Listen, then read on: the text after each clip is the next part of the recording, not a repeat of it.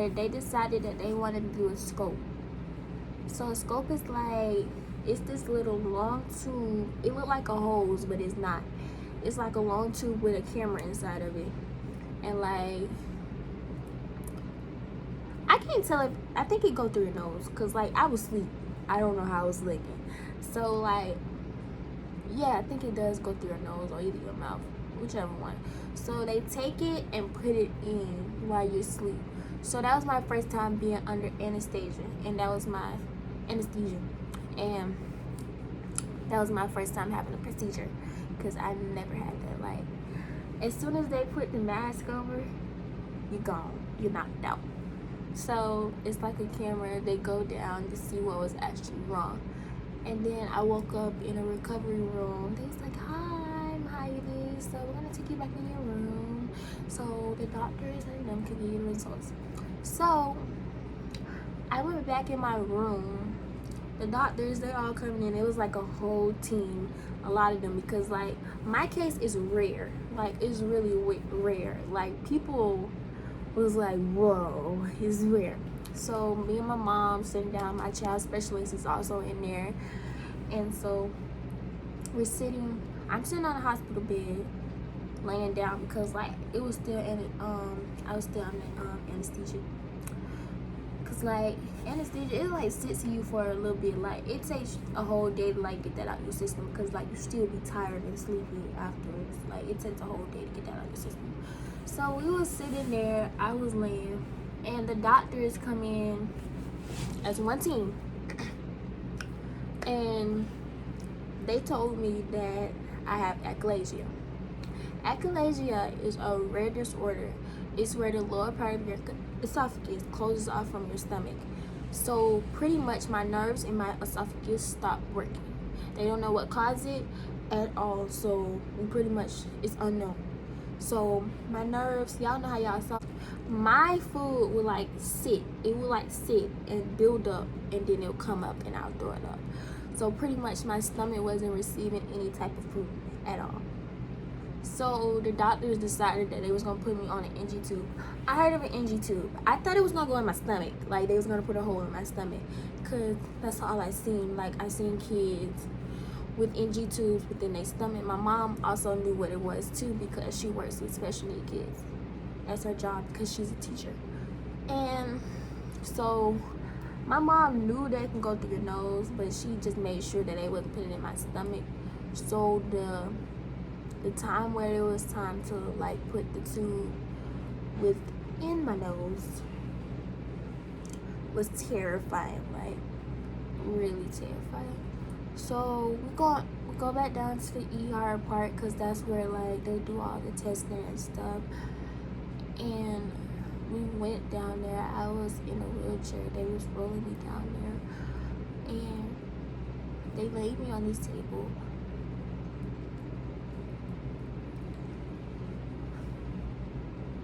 And my mom was holding my hand, and Miss L was holding my other hand.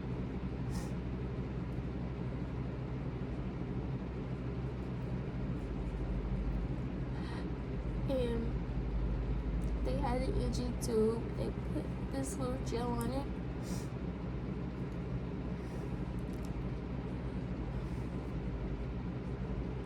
And they put it up my nose. And that whole entire time, I kept fighting. Because that was hard for me. Like, that was hard for me and my mom to see, and for me to feel. And them pulling the tube and they telling me to swallow, I was swallowing and crying at the same time. Like, I did not like that feeling at all. At all. Like, I'm going through this, and I don't like it. So after the NG tube was in my nose, that was like my feeding tube, so I couldn't eat anything by mouth until my surgery. So they gave me little canned foods that go with my tube, and the little machine that like help feed me through my tube. during that time, my friends was out having fun with their 8th grade activities and stuff, and I'm missing my 8th grade year by being at home. I was still learning. I was still attending school. I was just homeschool. I couldn't be around my friends or anything. And my mom, she talked to the school about it because they did homebound for me.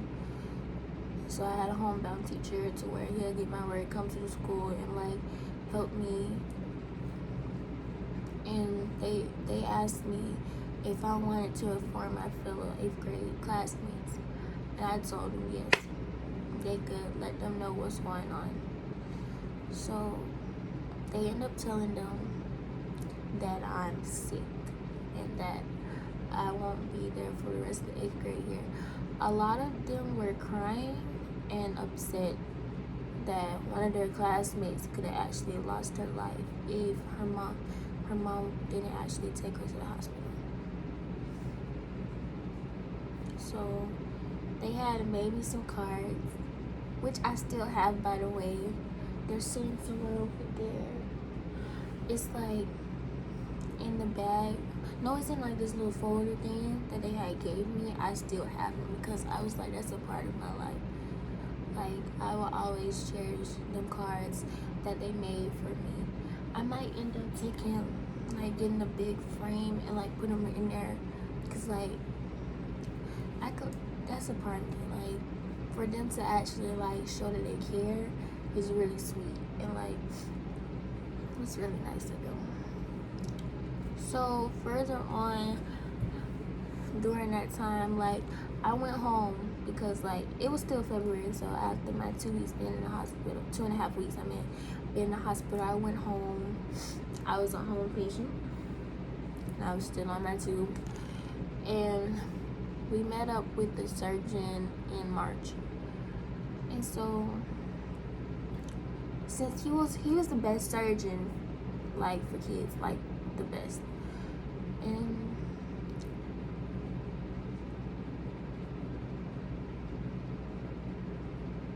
he was really good. So let me tell you how I got introduced to him. I got introduced to him because I ended up having a GI doctor. I ended up getting a GI doctor because of the situation. My GI doctor knows about my situation, so he like helps me. I still have him to this day. He's still my doctor, Dr. Garzar. So I have him. He's my GI doctor, and my primary doctor is Dr. Lester Freeman. And so going to Dr. Garzar, it was pretty interesting because like he'll give me information about it, about what I'm going through. So he had sent me to the surgeon so we can make an appointment for my surgery.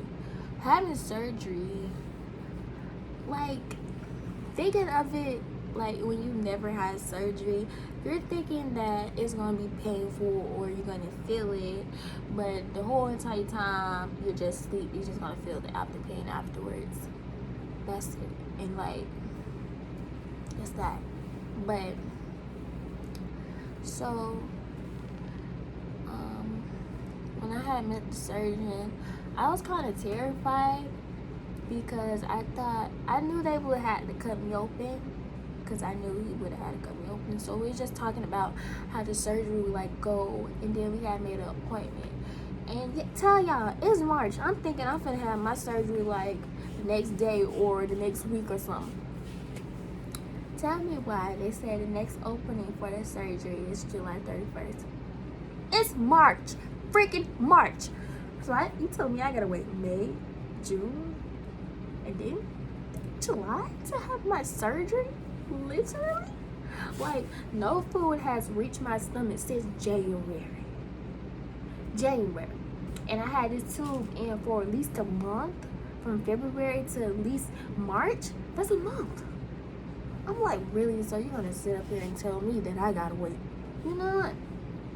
After we left, I full blasted was mad. I was heated. Like, y'all should see my face. My face dropped. Like, I was so upset. But I learned how to deal with it. So during that time, I had to have my tube in my nose, and like it was stressful, like really stressful, like so freaking stressful, because I'm just like, I want food, and like my family, they'll go out to eat and stuff. They try not to eat in my face, but like I'll come around them when they eat in my face. Like I'm just like, and I knew my doctors, they knew I was sneaking and frying my mouth, eating off my throat, cause like I wanted to taste of something, but I used to eat Jolly Ranchers just to like have a little flavor in my mouth, because like just not putting anything in your mouth is like you get like this little nasty taste, cause like it was like I was tasting the food that I was eating through my nose, like when I would burp, it's like that little taste was in my mouth, and I didn't like it, so I had to like chew some gum, like get a little taste in my mouth. So during the time where I had a tube in my nose during the summer, I went through a little depression mode. Like, I ain't gonna lie to y'all, like, I did not want to be here at all. Like, I wanted everything to end. And I'm not trying to make it seem like I was suicidal, but it's just like I was going through so much, like, so much. I couldn't take it. Like, I'll go out in public, random strangers, kids will look at me weird.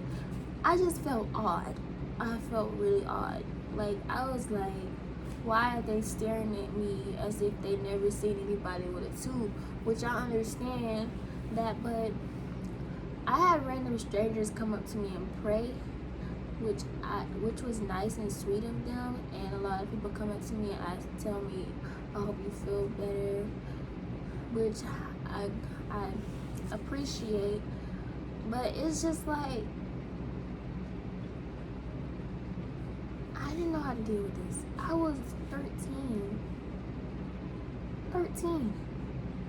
and now I'm 17. Like, it's 3 years now, 3, and I still celebrate it. I celebrate the day